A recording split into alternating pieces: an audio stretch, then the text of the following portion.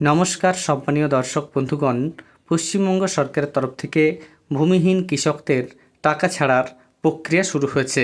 ইতিমধ্যেই অনেকেরই অ্যাকাউন্টে টাকা পাঠানো হচ্ছে।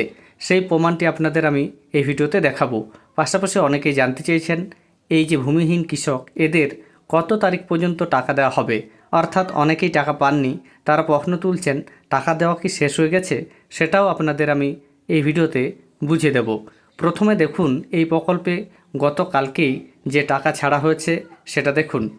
গতকাল 8:30 নাগাদ এই মেসেজটি এসেছে।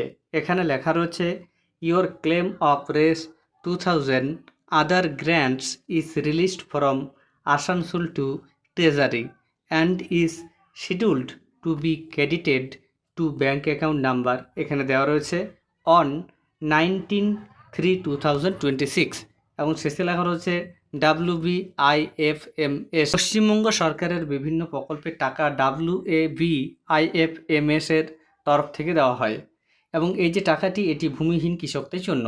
এখানে বলা হচ্ছে 2000 টাকা ছাড়া হয়েছে ট্রেজারি থেকে এবং টাকাটি অ্যাকাউন্টে ঢুকে যাবে, অর্থাৎ এখনও ব্যাঙ্ক অ্যাকাউন্টে ঢোকেনি, সেক্ষেত্রে 2-1 দিন সময় লাগতে পারে। আপনাদের দ্বিতীয় প্রশ্ন ছিল ভূমিহীন কৃষকদের টাকা দেওয়ার যে সময় সেটা কি শেষ হয়েছে। দেখুন, এই প্রকল্পের টাকা দেওয়ার যে সময় সেটা শেষ হয়নি। এই প্রকল্পে প্রচুর ফর্ম জমা পড়েছে, সেগুলি যাচাই করে টাকা দেওয়া হচ্ছে, তাই টাকা দিতে সময় লাগতে পারে। এখনও পর্যন্ত যে আপডেট, সেই আপডেট অনুযায়ী 1 এপ্রিলের আগে সকলকেই টাকা দিতে চায় সরকার। এবার কতটা সম্ভব সেটা সময়ে বলবে। এবার তৃতীয় প্রশ্ন, যে কারা এই মুহূর্তে টাকা পাচ্ছে সেটা আপনারা ভালোভাবে বুঝে নিন।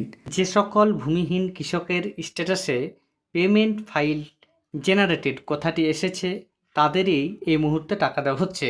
যাদের স্ট্যাটাসে কুইক রেজিস্ট্রেশন রয়েছে বা অন্য কোনো লেখা রয়েছে, তাদের টাকা পেতে দেরি হবে।